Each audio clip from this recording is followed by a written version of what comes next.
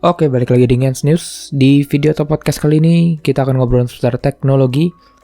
Dan di bulan yang sibuk ini, Oktober, di awal Oktober ini udah ada event baru dari AMD pada tanggal 8 Oktober kemarin. Kalau di Indonesia itu jam 11 malam.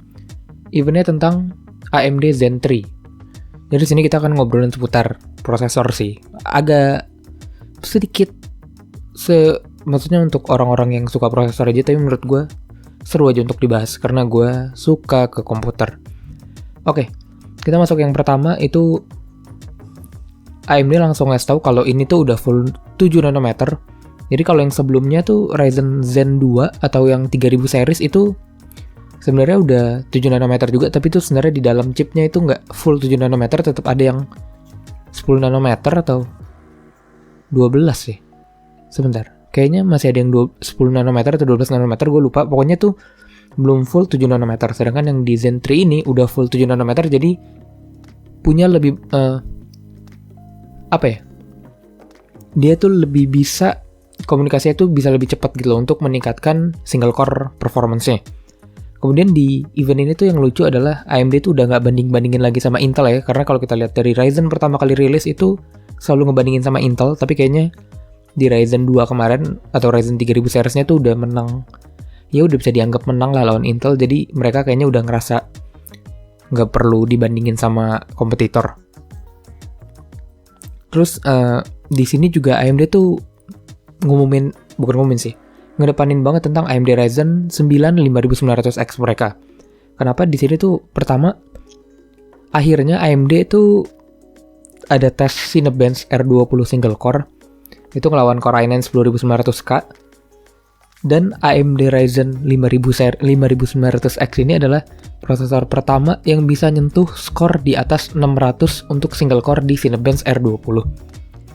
Ya, gua sebagai orang yang suka banget AMD, bahkan sampai sekarang gue masih pakai Ryzen generasi pertama yang 1700X, itu kaget karena IPC-nya itu bisa senaik itu gitu loh.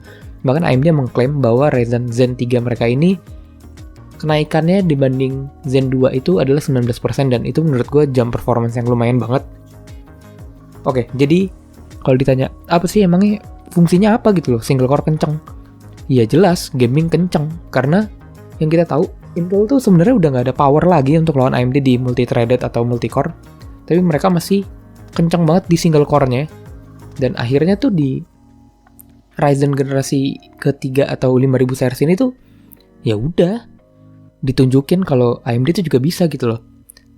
Dengan catatan Ryzen 9 5900X ini harganya lebih mahal daripada Core i9 10900K. Yang menurut gue ya nggak apa-apa, karena kalau emang performance-nya emang udah menang banget, ya nggak ada salahnya untuk ngelit harga sih maksud gue untuk AMD, karena dia tuh udah berkorban banyak banget dari Ryzen generasi pertama. Kayak harganya tuh selalu kompetitif gitu kan, dan akhirnya sekarang ditunjukin, oke, kita jadi market leader, jadi mau nggak mau harganya bisa sedikit lebih naik. Menurut gua nggak apa-apa asal emang performance-nya tuh setara yang apa yang kita dapat. Karena selama ini yang kita tahu tuh orang kalau mau gaming banget itu ke Intel karena IPC-nya kenceng, tapi kalau mau multi-threaded atau multitasking ke AMD. Tapi sekarang ya udah nggak ada alasan untuk nggak ngambil AMD sih menurut gua ya. Oke, di sini gue pengen bahas singkat aja karena nggak terlalu banyak juga yang gue pengen obrolin, takut kepanjangan. Apa aja yang rilis? Yang pertama, AMD Ryzen 9 5900X ini dibanggain banget di event ini. Speknya 12 core 24 thread, base clocknya 3,7 GHz dan max boost clocknya itu di 4,8 GHz. Ini tinggi untuk sebuah Ryzen. Terus TDP-nya 105 watt.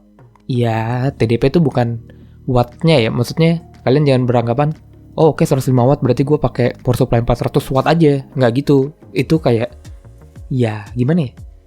Rating TDP itu bukan untuk ukuran maksimal watt yang akan keluar gitu loh pokoknya.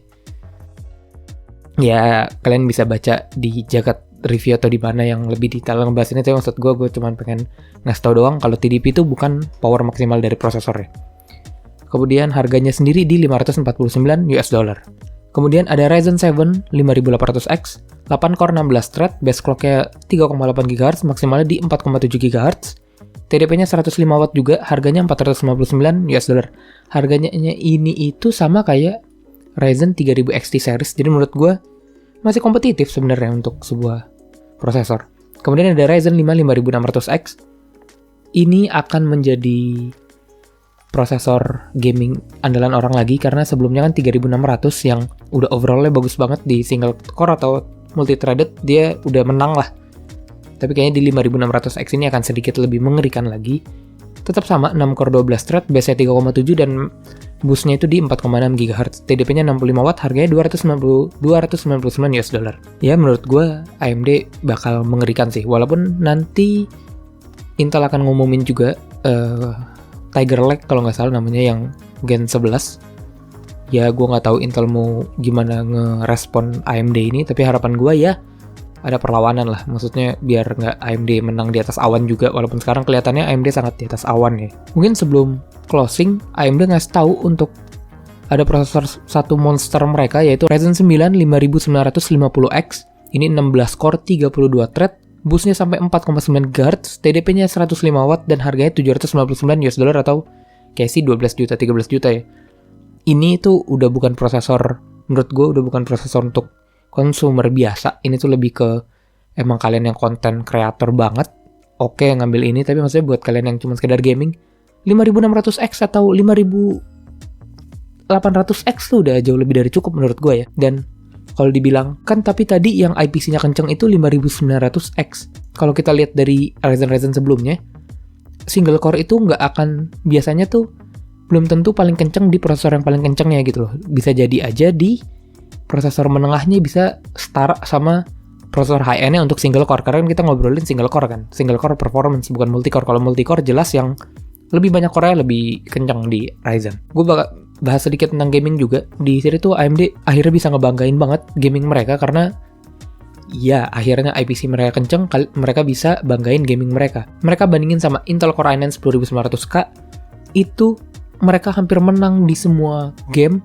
kecuali gue lupa namanya, Battlefield 5 kayaknya, itu pun cuma -2, sisanya tuh menang. Bahkan di CSGO pun AMD akhirnya bisa menang karena gue tau banget buat yang pro player CSGO tuh akan selalu milih Intel karena emang IPC-nya kenceng banget dan gak bisa dikalahin.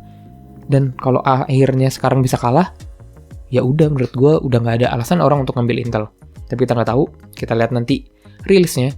Semua prosesor ini akan rilis pada 5 November 2020. Kayaknya di Indonesia juga akan day one juga ada sih harusnya ya. Dan untuk update sedikit untuk motherboard, yang gue baca itu AMD chipset 500 series semuanya akan bisa update di day one untuk prosesor Ryzen 5000 series ini.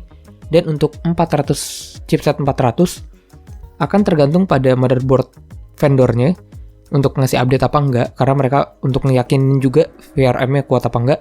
Dan kemungkinan bakal dapat update-nya itu di Januari 2021. Gue sendiri masih pakai chipset 400 dan kemungkinan gue kayaknya bakal tetap pakai chipset ini dan kayaknya gue bakal upgrade dari Ryzen 7 1700X gue mungkin ke 5800X kayaknya.